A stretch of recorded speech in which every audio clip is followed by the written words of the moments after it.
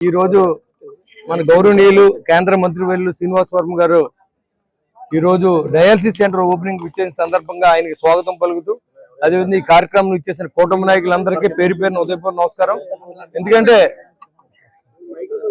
ఈ రోజు చాలా మంది ఎంపీలు కష్టం సుఖం తెలియకుండా చాలా మంది ఎంపీలు చేసి ఉండొచ్చు.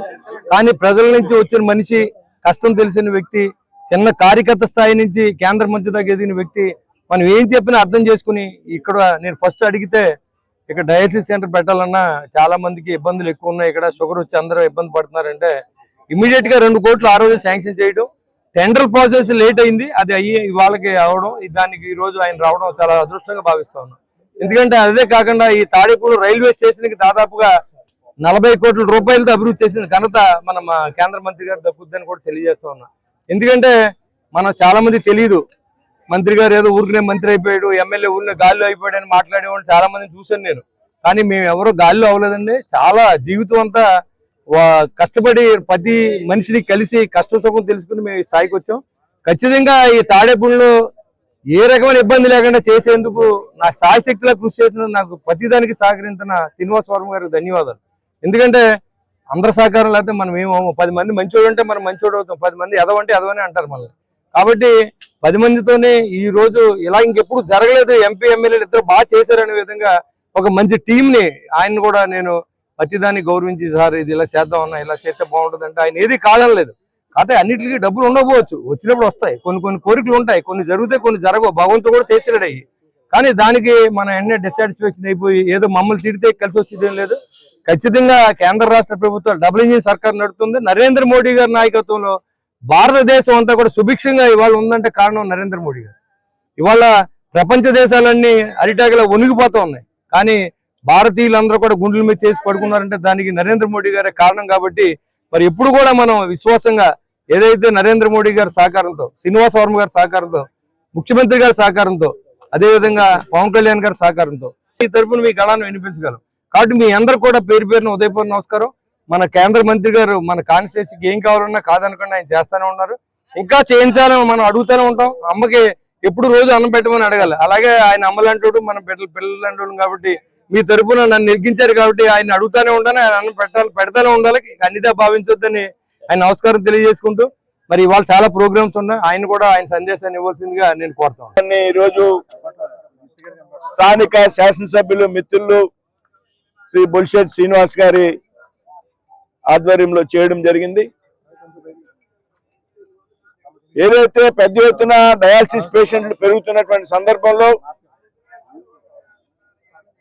పేషెంట్లకి సరిపడే సౌకర్యాలు లేవు అనేటువంటి విషయాన్ని ఆలోచన చేసి దాదాపు 2 కోట్ల రూపాయలతో ఇక్కడ డయాలసిస్ సెంటర్ని ఏర్పాటు చేయాలని నిర్ణయం చేయడం, దీనికి స్థానిక శాసనసభ్యులు బొలిశెట్టి శ్రీనివాస్ గారు పదే కోరడం కారణం. ఎందుకంటే తాడేపల్లిగూడెంలో డయాలసిస్ సెంటర్ ఆల్రెడీ ఉన్నది. గతంలో ఎప్పుడైతే ఎన్డీఏ ప్రభుత్వం ఉన్నదో 14 నుంచి 19 వరకు అప్పుడు కామినేని శ్రీనివాస్ గారు ఆరోగ్య శాఖ మంత్రిగా ఉండా, స్థానిక శాసనసభ్యులు మాణిక్యాలరావు గారు ఉండగా అవాళ ఇక్కడ డయాలసిస్ సెంటర్ని ఏర్పాటు చేయడం జరిగింది. తణుకులో డయాలసిస్ సెంటర్ ఉన్నది, కానీ భీమవరంలో డయాలసిస్ సెంటర్ లేదు, డిస్ట్రిక్ట్ హెడ్ క్వార్టర్. నేను ఏదైనా డిస్ట్రిక్ట్ హెడ్ క్వార్టర్లో ముందు ప్రారంభించాలనుకుంటే లేదన్నా ఇక్కడ సరిపోవడం లేదు, మా దగ్గర 10 మిషన్స్ ఉన్నాయి, ఇంకా రిక్వైర్మెంట్ ఉంది, బిల్డింగ్ కూడా కావాలి మాకంటే నేను భీమవరం కన్నా ముందు తాడేపల్లిగూడానికి నేను 2 కోట్ల రూపాయలు మంజూరు చేయడం జరిగింది. ఏదైతే ఎన్ఎండిసి సిఎస్ఆర్ నిధులు ఉన్నాయో సిఎస్ఆర్ నిధుల ఆధారంగా ఇక్కడ డయాలసిస్ సెంటర్ నిర్మాణం చేయడం, డయాలసిస్ యూనిట్లు అందంగా దాదాపు 10 యూనిట్లు ఇక్కడ పెట్టడం జరుగుతుంది రాబోయేటువంటి రోజుల్లో. ఇవాళ డయాలసిస్ పేషెంట్లు ఇందాక శాసనసభ్యులు చెప్పినట్టు పెద్ద ఎత్తున పెరుగుతా ఉన్నారు. చాలా చోట్ల స్లాట్స్ దొరకనేటువంటి పరిస్థితి ఉన్నది పేషెంట్స్ కి. బయట ప్రైవేట్ హాస్పిటల్కి వెళ్తే సామాన్యుడు భరించలేనంతగా డయాలసిస్ డబ్బులు వసూలు చేయడం జరుగుతుంది. కాబట్టి ఆరోగ్యానికి పెద్ద ఎత్తున ప్రాధాన్యత ఇవ్వాలనే ఆలోచనతో ఇక్కడ డయాలసిస్ సెంటర్ కార్యక్రమానికి రూపకల్పన చేయడం జరిగింది. తాడేపల్లిగూడానికి సంబంధించి ఇంకా చాలా విషయాలు ఉన్నాయి. మిత్రులు శాసనసభ్యులు పదే నిరంతరం మీ అందరికీ తెలుసు, ఆయన మామూలుగా మాట్లాడితేనే దెబ్బలాడినట్టు ఉంటుంది. ఇంక దెబ్బలాడితే ఎలా ఉంటుందనేది మీ అందరూ ఆలోచించండి. కాబట్టి అంటే కోరిక అంటే ఇప్పుడు చూసా గూడెంలో లోపలికి వెళ్ళి కొన్ని ఇంటీరియర్ రోడ్స్ చూసా, అద్భుతంగా రోడ్స్ అన్ని 30 feet 40 feet సీసీ రోడ్లుగా మార్చారు. నేను అడుగుతా ఉన్నా, ఈ రోడ్లన్నీ ఎప్పుడు వెడలిపోయినాయి? గతంలో మేము గూడెంలో బాగా తిరిగాం, మాణిక్యాలరావు గారు శాసనసభ్యులు ఉండగా, ప్రతి సందు కూడా తెలుసు. ఇవాళ ఇంత వెడల్పు ఎట్లా చేశారు ఇవన్నీ అంటే, చేస్తున్నాం అన్నా, ఎక్కడన్నా ఆక్రమణలు ఉంటే ఖాళీ చేస్తున్నాం, నచ్చ చెబుతున్నాం, ఎవరికి ఇబ్బంది కలగకుండా అందరూ సహకారం కారణంగా ఇది సాధ్యమైంది. అంటే నిరంతరం కూడా ఒక చక్కటి స్విమ్మింగ్ పూల్ జిల్లాలో కాదు రాష్ట్రంలో ఎక్కడ కూడా పురపాలక సంఘం లోకల్లో ఎమ్మెల్యే స్విమ్మింగ్ పూల్ నిర్మించినటువంటి సందర్భం లేదు. అలాగే మంచి యోగా సెంటర్, స్కూల్కి సంబంధించి మంచి అభివృద్ధి కార్యక్రమాలు. ఇందాక శాసనసభ్యులు శ్రీనివాస్ గారు సోదరులు ఒక విషయం చెప్పారు, ఎవరైతే క్షేత్రస్థాయిలో పనిచేసి ప్రజాప్రతినిధులుగా ఎన్నికైతారో వారు మరింత సమర్థవంతంగా పనిచేయగలుగుతారు అనేటువంటి విషయాన్ని దయచేసి అందరూ గ్రహించాలి.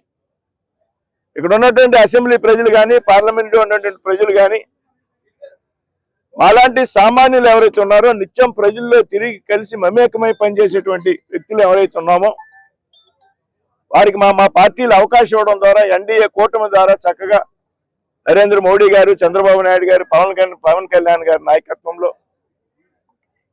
క్షేత్రస్థాయిలో పనిచేసినటువంటి మాలాంటి కార్యకర్తలు ఎమ్మెల్యేలుగా, పార్లమెంట్ సభ్యులుగా ఎన్నికైనప్పుడు మాత్రమే ఈ రకమైనటువంటి అభివృద్ధి ఉంటుంది అనేటువంటి విషయాన్ని ఈ సందర్భంగా చెప్తా ఉన్నా.